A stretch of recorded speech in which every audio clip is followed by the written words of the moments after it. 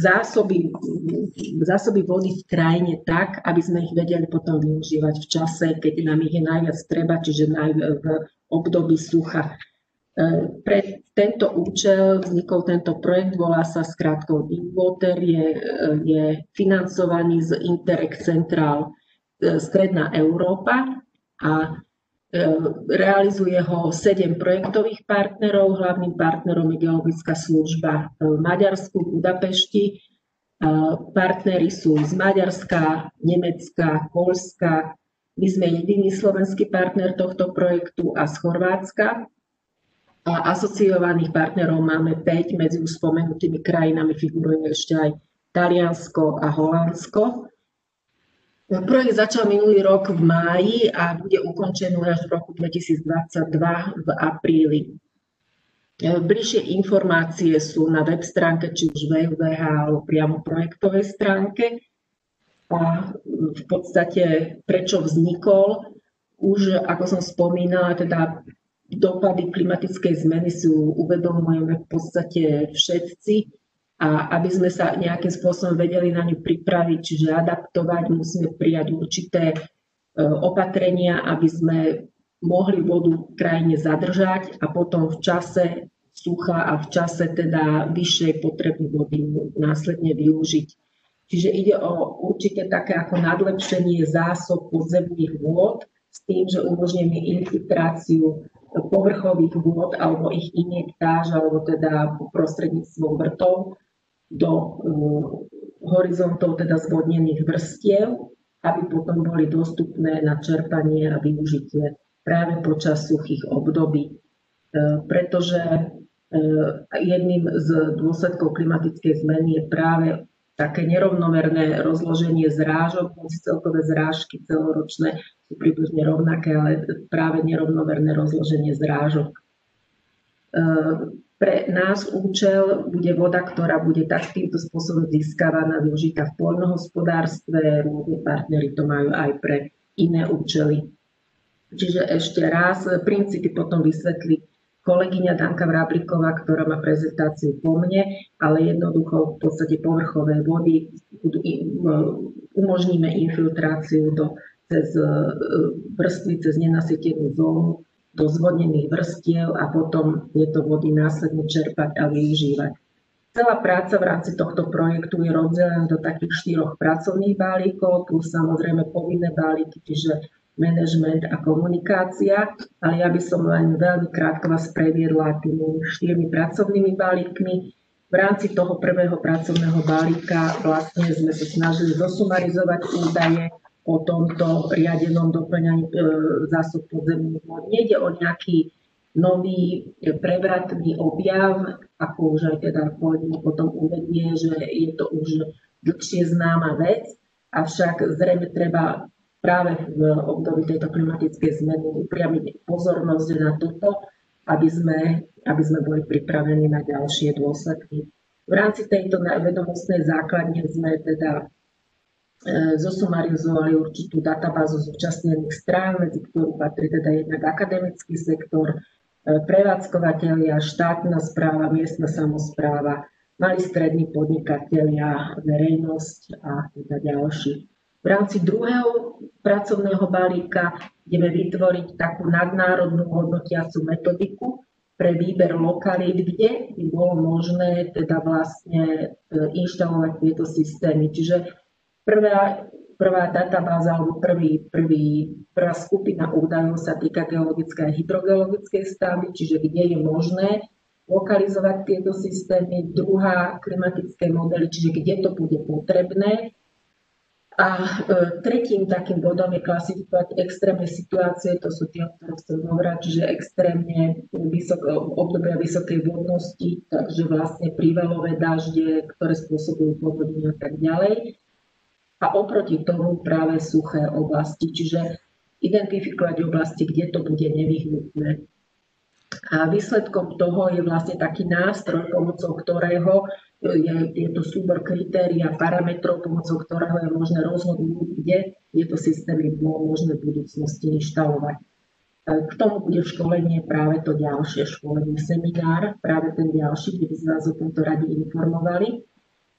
Tretí balík sa týka vlastne výberu pilotných lokalít. Bude to 4 pilotné lokality: Maďarsko, Chorvátsko, Poľsko a Slovensko, kde budú v priebehu jedného roka realizované rôzne hydrogeologické a geofyzikálne merania a hydrologické merania, vlastne z ktorých potom vyjde štúdia uskutočniteľnosti pre tieto konkrétne 4 pilotné lokality. Bude v nich testovaných 6 typov týchto typov riadeného zásobovania, riadeného doplňania zásob podzemných vôd. Jedná sa o infiltračné priekopy, brehovú infiltráciu, zásobníky podzemných vôd, infiltračné jazierka, doplňanie a regeneráciu zvodnených vrstiev a retenčné nádrže. Všetko bude ešte raz a vlastne podrobnejšie vysvetľovať kolegyňa. A v rámci tohto tretieho balíka tie pilotné lokality, ktoré som spomínala, v Maďarsku a na Slovensku vody budú využívané pre poľnohospodárske účely, v Poľsku priemyselné využitie, s tým, že všetky tieto krajiny, ktoré som uvedla, budú sa týkať porového prostredia. Krasové prostredie sa týka práve Chorvátska, v Dalmácii na ostrove Vis. Vody budú využité pre pitné účely a teda na základe toho budú tie štúdie uskutočniteľnosti vypracované. A z tohto tretieho balíka by z nových poznatkov, ktoré zistíme, mali zísť nejaké legislatívne odporúčania na prípravu akčných plánov alebo nejakých iných záväzných dokumentov, ktoré by vlastne tvorcov alebo ktoré by zaväzovali využívať túto riadené doplňanie zásob podzemných vôd aj v budúcnosti. To je veľmi krátko o projekte. Ďakujem za pozornosť a dala by som slovo teraz kolegyni Danke Vráblikovej, ktorá vás bude informovať o princípoch riadeného doplňania zásob podzemných vôd. Ďakujem.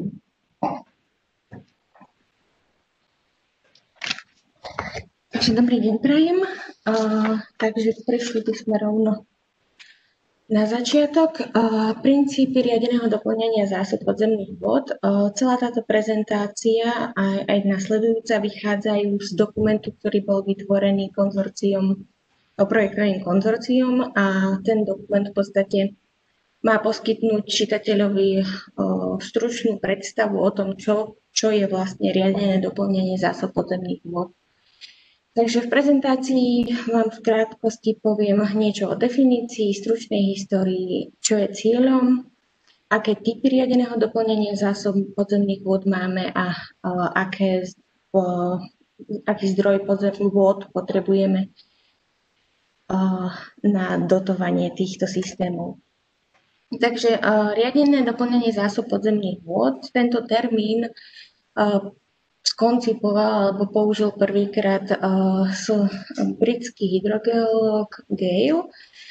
Ide v podstate o metódy, ktoré sú zamerané na zlepšenie a ochranu kvality podzemných vôd, ale aj na zlepšenie množstva podzemných vôd, ktoré sú ohrozené. Jednoducho MAR je riadený proces, ktorým sa potrebná voda, prebytočná voda dostáva do horninového prostredia.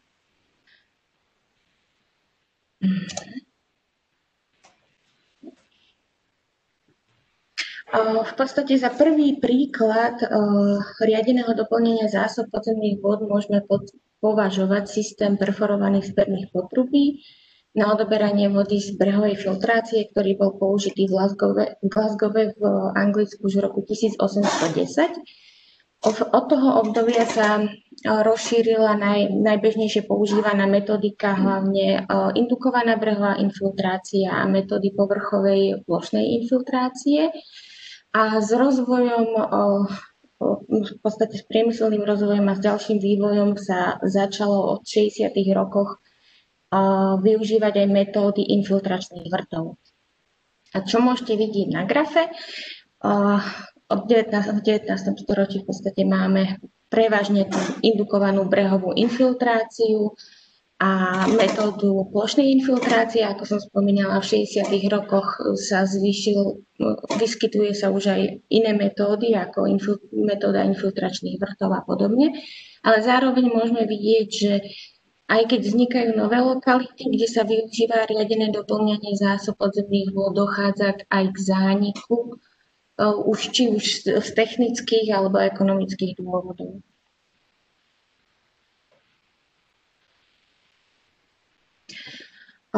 Čo je cieľom, v podstate bolo povedané, takže cieľom riadeného doplňania zásob podzemných vôd je zlepšiť kvalitu a zvýšiť množstvo podzemných vôd, ale zároveň jedným z bodov je aj zefektívniť environmentálny manažment, čo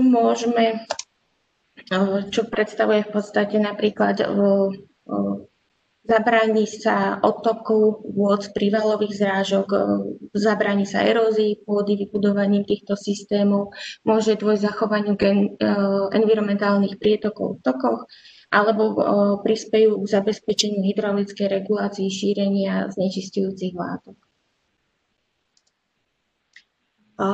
V podstate každá literatúra alebo rôzni autori začleňujú jednotlivé typy a respektíve jednotlivé metódy do rôznych kategórií. My sme vychádzali z kategorizácie podľa Medzinárodného centra pre hodnotenie zdrojov podzemných vôd IGRAD z roku 2007.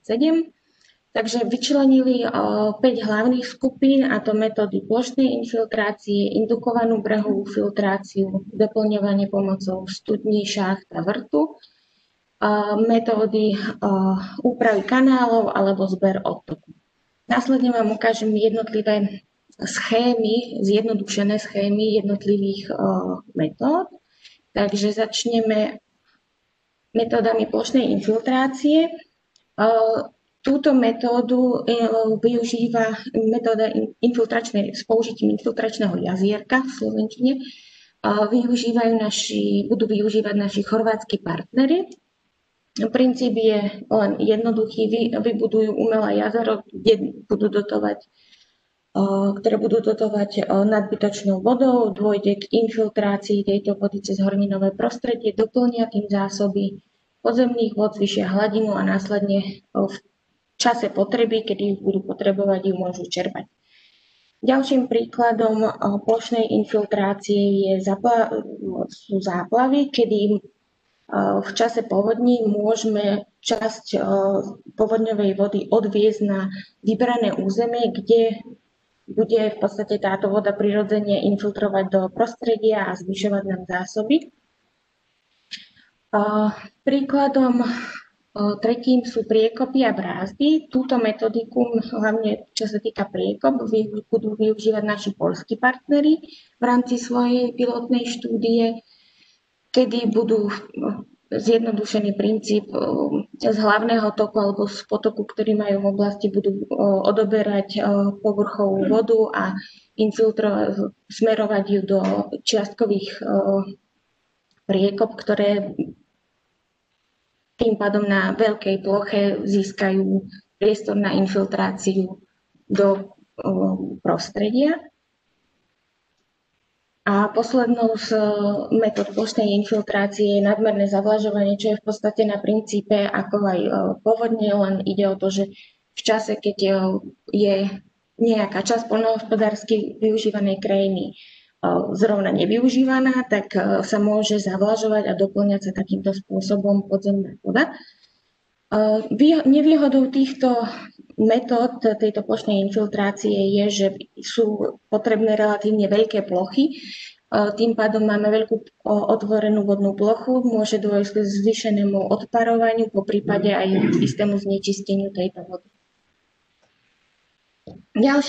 Ďalšie metódy sú indukovaná brehová filtrácia. Opäť túto metódu brehovej filtrácie z riek a jazier využijú naši poľskí partneri, teda budú mať metódu priekop a indukovanú brehovú filtráciu z rieky, respektíve jazera. Princíp podobne ako funguje na Slovensku v rámci povodí Dunaja veľké vodárenské zdroje, infiltrácia cez breh rieky do horninového prostredia, s tým ale, že musí existovať medzi nimi spojitosť a nesmie byť brehy a dno rieky zakolmatované, aby to bolo možné realizovať. Obdobným spôsobom je aj metodika filtrácie cez duny. Ďalšie metódy sú doplnenie zásob podzemných vôd pomocou studne, šachty a vrtu.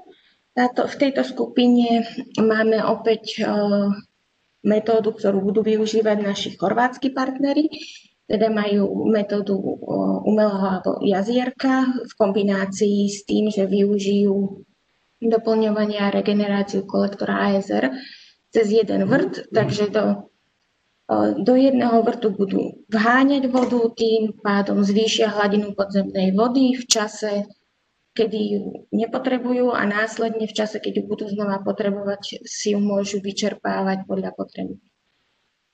Obdobný spôsob je aj metóda, ktorá zahŕňa ešte aj presun, teda transport tej podzemnej vody, kedy sa využívajú dva vrty.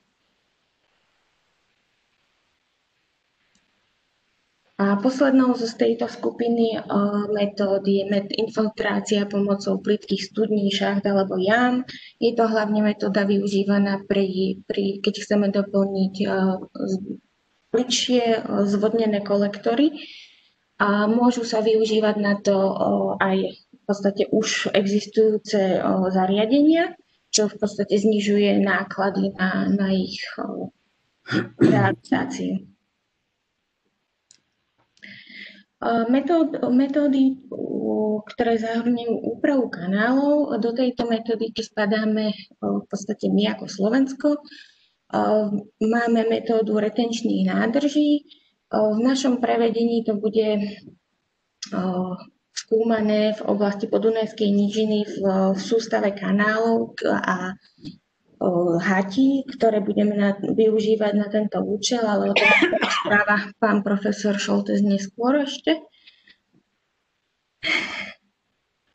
A ďalšia metóda sú podpovrchové nádrže.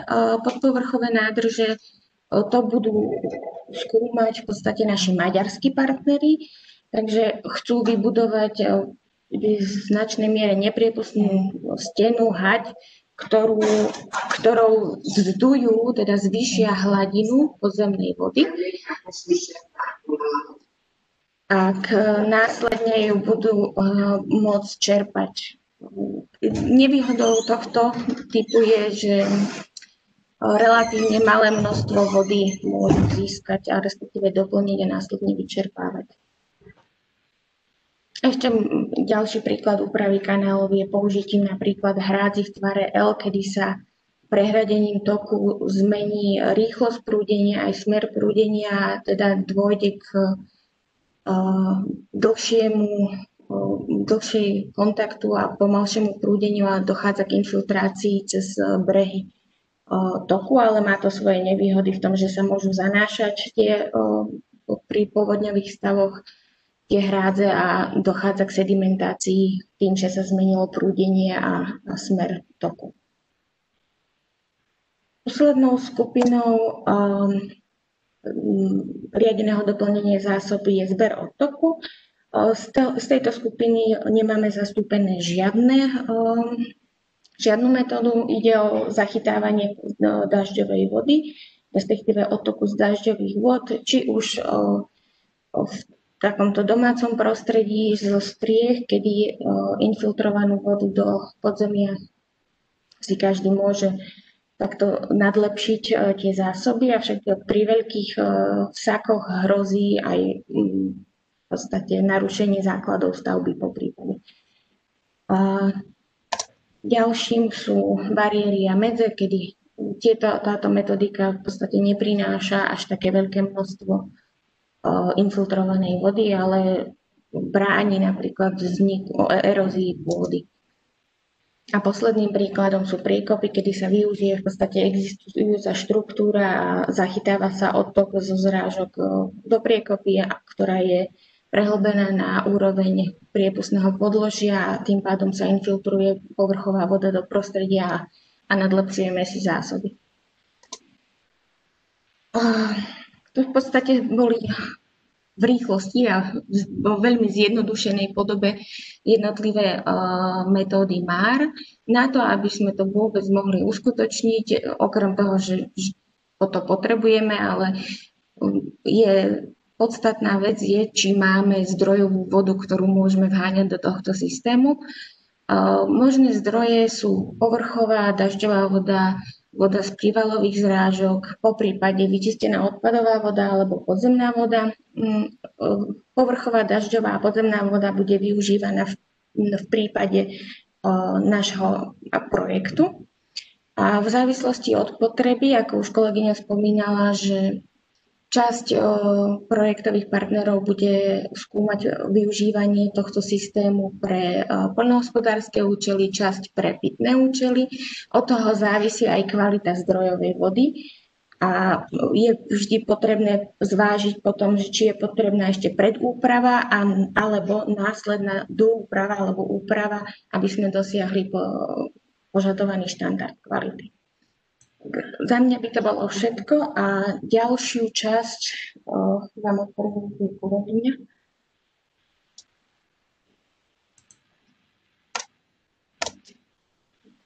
Ďakujem veľmi pekne. Takže týmto sme skončili tie princípy riadeného doplňania zásob podzemných vôd a teraz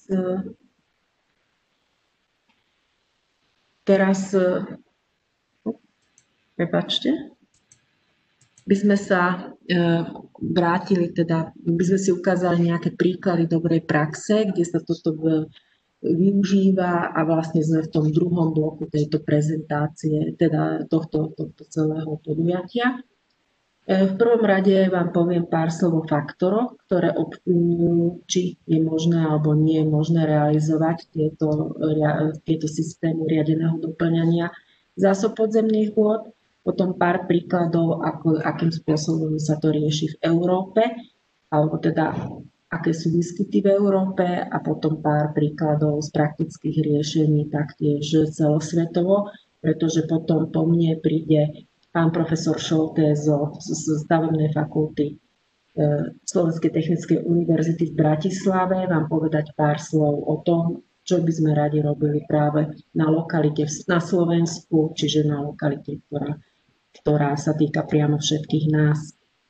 Jednoducho faktory ovplyvňujúce realizovateľnosť a teda tú takú účinnosť riadeného doplňania zásob podzemných vôd. V prvom rade je to hydrogeologické prostredie, čiže v akom prostredí, budem ďalej potom hovoriť, je to možné uskutočniť. Druhé sú meteorologické a hydrologické podmienky, čiže či je to možné a či je to potrebné vôbec uskutočniť. A potom sú geochemické, mikrobiologické procesy, monitorovania náklady a rizika. To sú vlastne ďalšie faktory, ktoré treba zhodnotiť, keď by sme chceli takúto stavbu alebo takýto systém realizovať. Tie prvé dva body sa týkajú len také pre informáciu v rámci nášho projektu toho pracovného balíka 2 a tieto ďalšie 3, 4, 5 sú vlastne pre pracovný balík 3, čiže tie nás ešte len čakajú. Tie prvé dva v podstate sú takmer hotové, alebo teda sú hotové a budú predmetom toho ďalšieho semináru. Čo sa týka hydrogeologického prostredia, čiže jednoznačne je veľmi dôležité, aby sme si pozreli tie lokálne hydrogeologické podmienky, či sú tam zvodnené vrstvy s vysokou retenčnou schopnosťou, nakoľko je ten hydrogeologický kolektor, alebo teda tá zvodená vrstva dostatočne veľká, má dostatočne vhodné parametre, čo sa týka prietočnosti a teda zásobnosti, či je tam prirodzené doplňanie zásob podzemných vôd, či to nie je nejaký uzavretý priestor a teda či má táto oblasť skladnú hydrologickú bilanciu, čiže či sú tam ešte vôbec dostupné nejaké ďalšie zdroje, aj teda čo sa týka povrchových vôd, ktoré je možné infiltrovať ďalej do toho prostredia. Za vhodné prostredie vlastne považujeme predovšetkým nespevnené sedimenty, ktoré sú vysoko priepustné, potom zvetralinový pokryv skalných horní, čiže nejaké delúvia, kde sú preferované určité retenčné zóny, spevnené pieskovce a práve, čo už tu práve kolegyňa hovorila o tých krasových útvaroch, čiže karbonátové horniny, vápence, dolomity. Tá druhá skupina, čiže tie klimatické podmienky. V rámci tých klimatických podmienok my sme v rámci projektu vlastne zosumarizovali existujúce modely klímy na roky 2050 až 2071, v rámci ktorých boli zohľadnené priemerné ročné zrážky, počet dažďových dní, jednoducho viacero parametrov vstupovalo do modelov a boli vyhodnotené, ktoré oblasti je predpoklad, pokiaľ teda pôjde ten vývoj klímy približne v zmysle tých modelov, je predpoklad, že tieto systémy budú potrebné v budúcnosti inštalovať.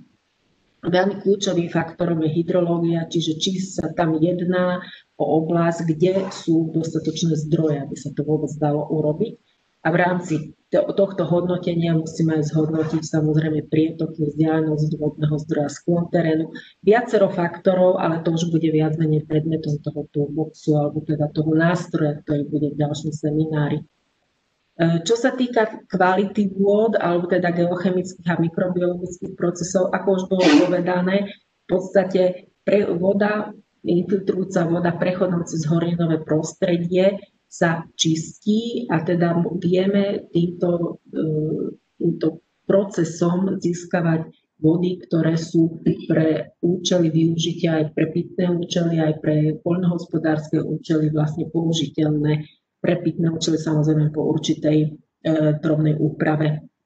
Hlavné faktory, ktoré ovplyvňujú tie geochemické a mikrobiologické procesy je pH, redox potenciál, obsah organických látok a taktiež v akej forme sa jednotlivé tie prvky sa vyskytujú. Potom počas prevádzkovania systémov samozrejme musíme monitorovať jednak kvalitu vody, ktorá je určená na infiltráciu, potom či nedochádza ku kontamináciu tej zvodnenej vrstvy a či nedochádza zase ku zmene kvality priamo v tej zvodnenej vrstve. To sú vlastne kvalitatívne ukazovatele. Zatiaľ, čo teda musíme taktiež monitorovať aj kvantitu, čiže či je miera tej regenerácie, či dostávam dostatočné množstvo vody aj po jej prechode týmto systémom.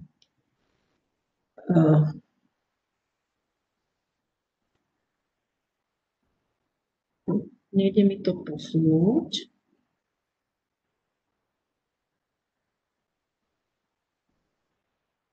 Čo mám robiť?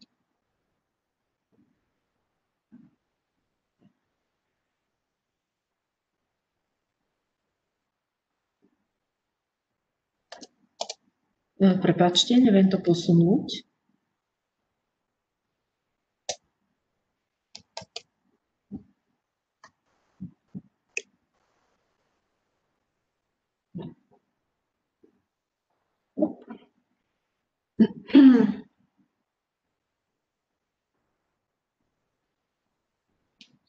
Dobre, takže tuto ešte k tým monitorovaniu, pár spôsobov monitorovania, ale ja by som sa týmto veľmi nezapodievala, pretože to si myslím, že to sú také špecifické veci, aké sondy treba použiť, či izotopové vzorkovanie, alebo proste toto je, myslím, vec, ktorá bude potom riešená následne, keď teda k tomu príde na tých jednotlivých lokalitách. A posledným bodom, ktorý sme si hovorili, teda, že je veľmi dôležité zhodnotiť, je finančná a ekonomická efektívnosť. Či vlastne tento systém je možné alebo nie je možné ďalej v praxi využívať. Na toto sme v rámci projektu využili niekoľko štúdií. Tuto sú ich zhodnotenie, teda ich sumarizácia. A pri hodnotení nákladov a rizík musíme najprv prehodnotiť, či sa to dá na základe dostupných údajov v danom mieste realizovať, prípadne teda vytvoriť model, potom navrhnúť systém, ktorý bol pre tento konkrétny prípad najvhodnejší, vypracovať štúdiu tej lokality, prípadne nejaké terénne merania, čo vlastne momentálne ideme robiť, aby sme si doplnili údaje, ktoré nám treba pre ďalšie zhodnotenie tej lokality. V ďalšom kroku bolo potrebné vybudovať nejaký pilotný experimentálny systém a potom tieto pri zhodnotení, že tento systém funguje tak, ako má, tak potom ho preklopí do prevádzkového rozsahu. Na základe tých štúdií, ktoré som uvádzala na začiatku, tak z toho v štúdii Ross a Hasne z roku 2018 je z tohto jasné, že pre tieto systémy je najvhodnejšie použiť infiltračné nádrže s prírodnou vodou, kde vidno, že teda jednak investičné náklady a teda aj bilancia nákladov, čiže náklady na prevádzku a údržbu a bilancia nákladov je najnižšia oproti použitiu infiltračných vrtov a recyklovanej vody. Tak pokiaľ sa pozrieme na riadenie doplňanie zásob v Európe, Slovensko je síce približne v polovičke a využíva najviac brehovú infiltráciu, avšak keď to porovnáme napríklad s prvými, čo je v Nemecku, tak tam zistujeme, že sme približne možno 10% z tých jednotlivých vecí, jednotlivých inštalácií. V rámci Európy vidno, že teda hlavne v oblasti Žitného ostrova sú na Slovensku inštalované tieto indukované brehové infiltrácie, čiže Slovensko viac menej sa zaoberá týmto. Podľa štúdie environmentálnej agentúry pre životné prostredie z roku 2010 je zrejmé, že z celkového zásobovania vôd na Slovensku je 55% z celkovej dodávky využité práve z brehovej infiltrácie vôd. Celkovo je podľa tejto štúdie dodávaných v rámci systému verejných vodovodov 320 miliónov metrov kubických za rok. Keď vidíme za posledných 50 rokov, že nárast týchto systémov vo svete rastie minimálne približne 7-krát je vyšší. Najviac sú tieto systémy inštalované v Indii a v Spojených štátoch. A teraz pár slov k takým jednotlivým príkladom, kde sú použité takéto systémy. Je to napríklad v Nemecku na zásobovanie, teda prevádzkuje to vodárenská spoločnosť v Berlíne, kde z jazera Tegel sú vody čerpané do 3 infiltračných nádrží, v rámci ktorých teda tá voda je predupravená a infiltruje do porového prostredia. A týmito 40 produkčnými vrtmi, ktoré sú po obvode, je čerpaná a ďalej využívaná na zásobovanie pitnou vodou, samozrejme po úprave. Ročne takto spoločnosť získava až 21 miliónov metrov kubických vody a čas zdržania vody pri prechode toho cez horinové prostredie je približne 50 dní. Ďalším príkladom je príklad z Južnej Austrálie, zo Salisbury, kde obdobným spôsobom sa využíva dažďová voda, ktorá je zachytávaná, taká ako predupravená takými mokraďami a následne je injektovaná do zvodnených vrstiev. Jedná sa o puklinovitý vápenec, ktorý má približne 60 metrovú hĺbku. A vrty, teda tieto vrty, ktoré jednak injektujú, infiltračné vrty sú tam 4 a v strede sú 2 produkčné vrty do hĺbky 165 až 182 metrov. Vlastne potom tieto produkčné vrty čerpajú vodu, ktorá už je schopná na využitie na zásobovanie vodou, teda na pitné účely. A doba zdržania vôd v zvodnenej vrstve je približne 12 až 15 mesiacov. To je ďalší príklad, kedy voda vlastne nie dostatočnej kvality môže byť následne využívaná na pitné účely. Ďalší typ sú infiltračné jazierka alebo infiltračné nádrže. Jedná sa o prípad v Izraeli, v Tel Avive, čistiareň odpadových vôd do 6 infiltračných nádrží alebo jazierok je proste injektovaná, je uložená, upravená odpadová voda, ktorá pri infiltrácii cez piesok a siltové a ilové šošovky prechádza do horinového prostredia, dosahuje hladinu podzemnej vody a 130 produkčnými vrtmi je teda potom čerpaná. Doba zdržania je tam 6 až 12 mesiacov a vlastne týmto sa používa na zavlažovanie, tým pádom tá odpadová voda po vyčistení je ďalej využiteľná v celom systéme vodného hospodárstva na zavlažovanie. Jedná sa až o 75% odpadovej vody, ktorá sa recykluje. 350 miliónov metrov kubických, to bolo v roku 2005.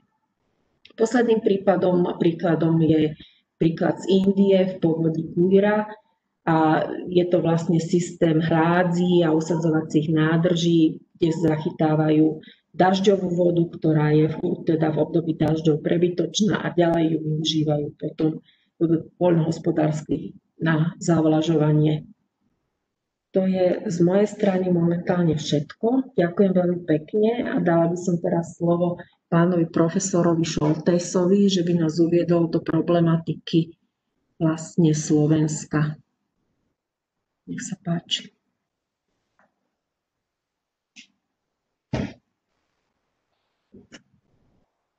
Ďakujem pekne za slovo. Toľko tu už bolo povedané, že neviem, či prispiejem niečím. Dúfam, že hej. Ja by som rád vám povedal, pretože moje predrečníčky povedali o tom, že v rámci tohoto projektu my by sme mali vymyslieť nejaký systém doplňania zásob podzemných vôd z kanálovej sústavy alebo pre poľnohospodárstvo. No a vzhľadom na to, že my máme skutočne niekoľko tisíc, vyše 5500 kilometrov odvodňovacích kanálov na Slovensku, tak sme sa rozhodli, že využijeme práve tento systém na to, aby sme mohli zásobovať alebo doplňať teda zásoby podzemnej vody. Možno, že ešte aj nejaký ďalší účel. Vieme, že máme dve také veľké odvodňovacie sústavy. Jedno je Žitný ostrov. Toto je taká, by som povedal, taká historická, pomerne stará mapka, kde sú všetky odvodňovacie sústavy, sú označené rímskymi číslicami od jednotky z oblasti Komárna a smerom nahor, na sever, na Horný Žitný ostrov, kde je potom 9, 10 a 11. Takže my sme sa zamerali na oblasť, ktorá sa nachádza na Hornom Žitnom ostrove, a najmä z toho dôvodu, lebo tu bolo povedané, že k tomu je vždy potrebný aj nejaký zdroj vody. A ten zdroj vody my tu máme. Vďaka tomu, že bolo vybudované vodné dielo Gabčíkovo, tak pozdĺž prívodného kanála aj na ľavej, aj na pravej strane, tu sme momentálne na ľavej strane sa nachádza Žitný ostrov. Zmieňte tam, Miško, nevadí. A sa nachádza priesakový kanál. Priesakový kanál, ktorý nie, že by zbieral vody z prívodného kanála, ktorý je samozrejme vodotesný, ale je to vlastne transportný kanál pozdĺž prívodného kanála a slúži na to, že môžeme zabezpečovať alebo dotovať kanálovú sústavu. Kanálovú sústavu, ktorú voláme S7, podľa hlavného kanála, ktorý sa nachádza tu, to je Gabčíkovo Topolníky, on sa takto volá vodohospodársky, ale kedysi sa volal S7, lebo to bola odvodňovacia sústava práve S7, ktorá má tri také vedľajšie kanály, ktorými sú A7, ktorú vidíte tu, B7, ktorú vidíte, B7 je tu, a tu dole pri bake je C7. Všetky tieto kanály, o ktorých hovorím, A, B, C, sú dotované z z priesakového kanála. Teraz nevidím už.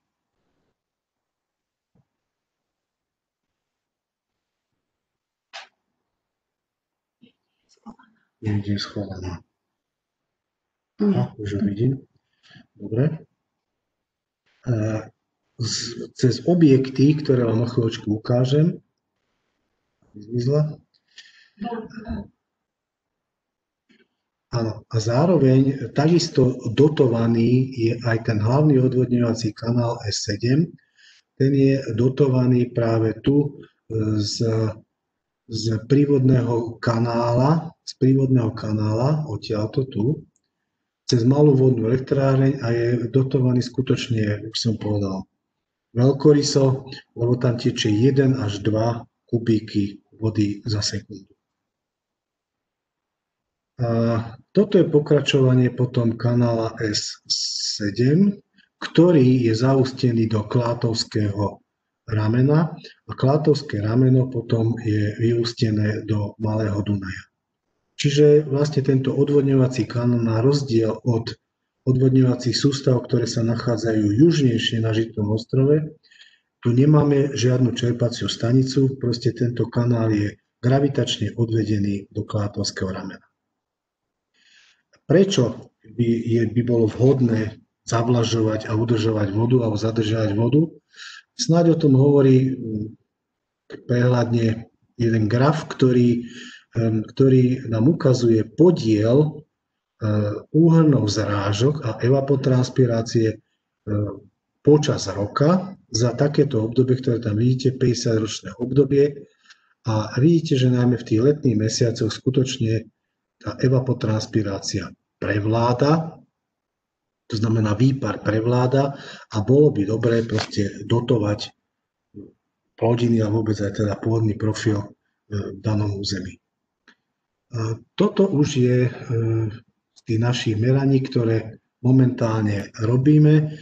Toto, čo vidíte, je vlastne odberný objekt z priesakového kanála vodného diela Gabčíkovo, kde sa odoberá voda automaticky podľa toho, ako je nastavená výška toho odberného objektu, toho stavidla, ktoré tam je, tak voda nám vteká do kanála B7. Čiže jedna z úloh, ktoré máme, je v rôznych profiloch tohoto kanála zisťovať, aký je prietok, aká je nadmorská výška vodnej hladiny a na základe toho zistiť a určiť dotáciu do podzemných vôd. Ja som ešte mohol povedať snáď pri tomto obrázku, že na týchto odvodňovacích kanáloch sa nachádzajú stavidlá. To znamená, tu sa nachádzajú na kanáli A7 je ich 5, keď počítam ešte povedzme aj tu, kde už vteká do S7, tak ich dokonca 6. Na kanáli B7 sú 2 stavidlá a pomocou nich je možné zadržiavať vodu v danej kanálovej sústave. Čiže keď sa vrátim k tomuto, hneď za týmto odberným objektom, nejaký 1,5 kilometra ďalej, sa nachádza prvé stavidlo na kanáli B7. Tie stavidlá sú všetky proste v rovnakej výšky, 1,60 m. Keď ešte k tomu pripočítate aj nejakú tú výšku prepadového lúča, tak tých 1,70 m, 1,80 m za týmto stavidlom je hĺbka vody v danom kanáli. Čiže toto je napríklad z toho merania z leta, aby sme mali predstavu, že koľko vody môžeme vôbec použiť alebo môžeme púšťať do kanálov, tak toto je vlastne konzumčná krivka odberu vody z priesakového kanála do kanála B7 a keď sa na to pozriete, tak na tej vodorovnej osi vidíte, že až do 3 kubíkov by sa dalo odoberať do tohoto kanála. Pre kanál A7 je to menej, je to nejakých 1,2 kubíka za sekundu. Možno aj preto vzniklo na tomto kanáli viac tých stavidiel, alebo bolo vybudovaných viac stavidiel, aby sa tá voda lepšie zadržiavala. Toto je obrázok z toho istého stavidla, ako tu ste videli predtým, len toto bolo zahradené, to znamená, to je súčasný stav, tak ako to vyzeralo pred 2 týždňami. A toto je obrázok spred 3, možno 4 rokov, keď som tam bol s pracovníkom Slovenského vodohospodárskeho podniku A som ho požiadal, no sme sa spolu dohodli, že pánom riaditeľom, že vyhradíme toto stavidlo a na to majú samozrejme oprávnenie len pracovníci Slovenského hospodárskeho podniku. Čiže toto je pred zimné obdobie, to už bol tak koniec októbra, možno začiatok novembra, kedy jednoducho to stavidlo vyťahoval a vtedy dochádzalo k tomu, že tá hladina samozrejme zaklesala. Toto je meranie hneď za týmto stavidlom, tu ako vidíte, pár metrov za tým je most, ktorý smeruje do Gabčíkova, tak tam moji doktorandi práve merali prietok, koľko vody proste tečie týmto kanálom. Tá súčasná hodnota bola na hodnote 220 litrov za sekundu. Toto je ďalší objekt, ktorý sa nachádza na kanáli S7, na tom hlavnom odvodňovacom kanáli. Je to združený objekt, ktorý vlastne ukazuje, nevidím nič,